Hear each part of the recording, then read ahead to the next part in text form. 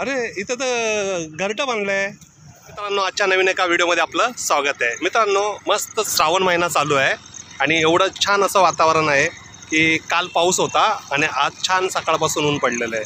तुम्हाला बघायला भेटत असेल माझ्या पाठची सर्व गवत जे आहे ते सर्व हिरवंगार दिसते, बाजूने झाडं हिरवीगार दिसतात आहे.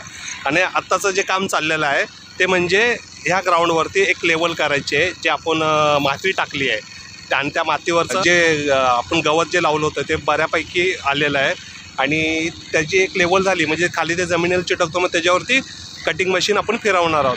आता सध्या तुम्ही बघत असाल तिथे आता रोल मारणं चाललेलं आहे आणि तिकडे मावशी आणि मामा लोक जंगली ग्रास काढायचं काम करतात. तर असं हे काम आहे का, तर 1 ऑक्टोबरपासून क्रिकेट चालू करायचं आहे आणि मला असं झालं आहे कधी क्रिकेट चालू होतं आहे लवकरात लवकर. आणि खूप अवघड काम आहे मित्रांनो. क्रिकेटचं ग्राउंड मेंटेनन्स ठेवणं, सर्वांवरती लक्ष टाकणं, काय लागतं काय नाही लागणं बघणं, आणि त्यात कोचिंग पण करतो आहे मी.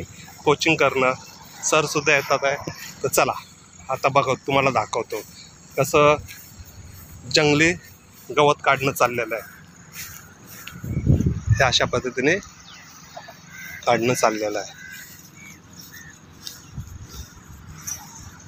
हे अशा मावशा लोक बसून इथपर्यंत ही गाडी आलेली आहे.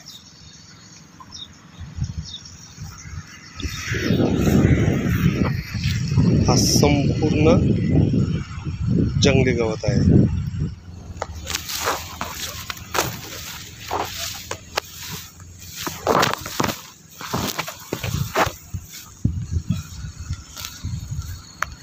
हे असं मुळासकट काढावं लागतं.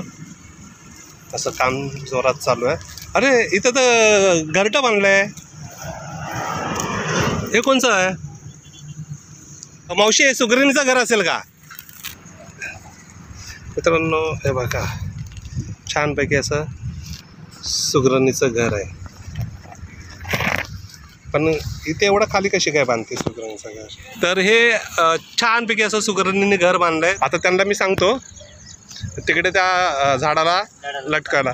तर मामा बॉर्डरवरती चाललेले आहेत सुगरणी पक्षीचं घरटं लावायला. मामा खाली नका, असं झाडालाच कुठे तर लटकावा. मी तुम्हाला दाखवतोय की आपल्या क्रिकेटच्या ग्राउंडवरती जे जंगली गवत येतात आहे त्या गवतामध्ये ती भाजी येते आणि ती भाजी एवढी पौष्टिक असते, पण ती बनवताना आणि कापताना ती चिकट लागते भेंडीसारखी पण, आणि ती खूप चवीला सुंदर असते आणि ती श्रावण महिन्यातच येते आणि तिचा लास्ट महिना जो म्हणजे सप्टेंबरचा लास्ट महिना, त्याच्यानंतर ती येत नाही. ती डायरेक्ट पुढच्या श्रावण महिन्यात येते. तर चला तर ती भाजी मी तुम्हाला दाखवतोय आणि ती कशी बनवतात ती सुद्धा तुम्हाला मी आज दाखवतोय. आणि छानपैकी अशा भाज्या येतात आहे आणि त्या ओळखता आल्या पाहिजे आणि त्या ओळखून मग ते घरी आपल्याला खाता येतील. ज्या भाज्या माहितीच नाही आणि कुठलीही भाजी नेऊन खाल्ली तर त्याचा दुष्परिणाम शरीरावरती होऊ शकतो. त्यामुळं माहिती असेल तरच तुम्ही रानभाजी खाऊ शकता. ही बघा, ही रानभाजी, ही जी माझ्या हातात तुम्हाला दिसते त्याला लाजोळीसारखं ती लाजलेली पण आहे. तर ही बघा अशी भाजी आहे. काढा मावशी.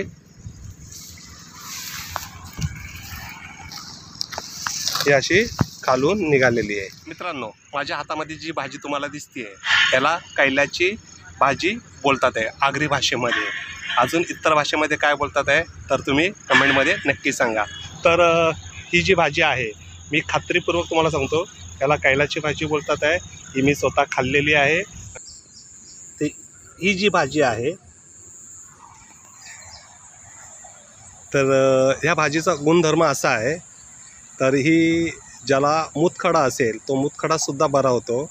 लघवीच्या जागी जी जळजळ होती ती जळजळसुद्धा बरी व्हायला लागते आणि ह्यानी पोटाचे काही विकार असतील अपचनाचे ते सुद्धा व्यवस्थित होतात आहे. आणि संसर्ग जो रोग होतो लघवीच्या जागी तो सुद्धा बरा व्हायला लागतो. एवढे हे जे गुणधर्म आहेत आणि खूप शरीरासाठी पौष्टिक भाजी आहे.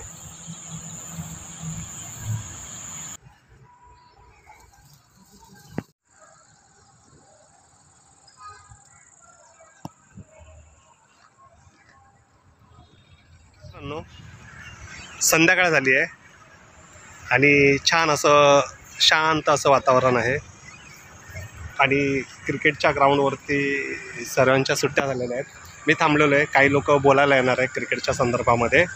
आणि आजचा हा व्लॉग तुम्हाला कसा वाटला तर नक्कीच कमेंट करा, शेअर करा, लाईक करा आणि सबस्क्राईबसुद्धा करा नवीन असाल तर.